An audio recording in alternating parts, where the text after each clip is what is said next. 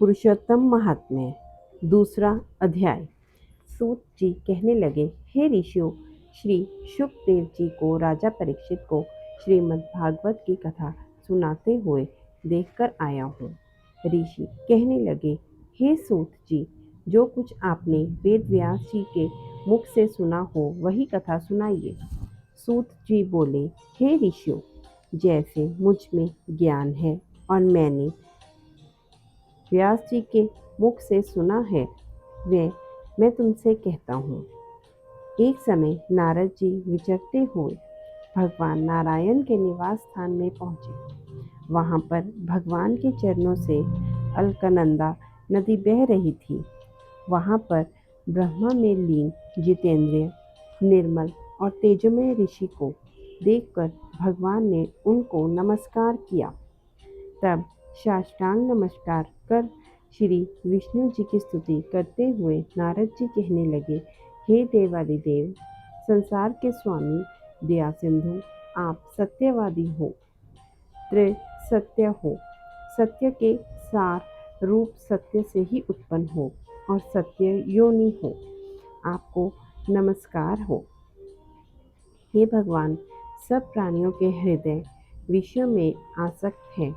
स्त्री पुत्रादि के मोह में फंसे हुए गृहस्थी लोगों का हित करने वाले लाभदायक कथा व्रत कुछ विचार कर मुझे बतलाइए।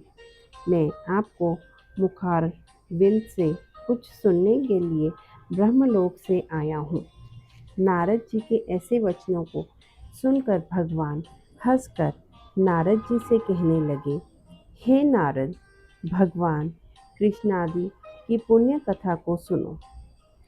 हे तात, जगत के विधाता और उसके एक पल मात्र में नाश करने वाले उनके कर्मों को कहने वाला पृथ्वी पर कौन समर्थ है। हे नारद जी, ऐसी भारत युक्त कथा भी तुम जानते हो, परंतु फिर भी दरिद्रता को हरने वाला, यश और श्रेष्ठ पुरुषों को देने वाला, मोक्ष देने वाला तथा शीघ्र सेवन योग्य ऐसे अद्भुत पुरुषोत्तम मास को कहता हूँ। नारद जी कहने लगे कि हे प्रभु, स्वामियों सहित मैंने चैत्रादि मास तो सुने हैं, परंतु उनमें पुरुषोत्तम मास नहीं सुना। यह पुरुषोत्तम कौन सा मास है तथा यह कैसे हुआ है? हे दयानिधि, यह सब आप मुझसे कहिए। इस मास का स्वरूप और विधान मुझसे कहिए। क्या करना चाहिए, स्नान कैसे करें तथा दान क्या करें और जप, पूजा तथा उपवास आदि क्या साधन हैं। इसके अलावा और भी कोई सार हो, यह सब बतलाइए।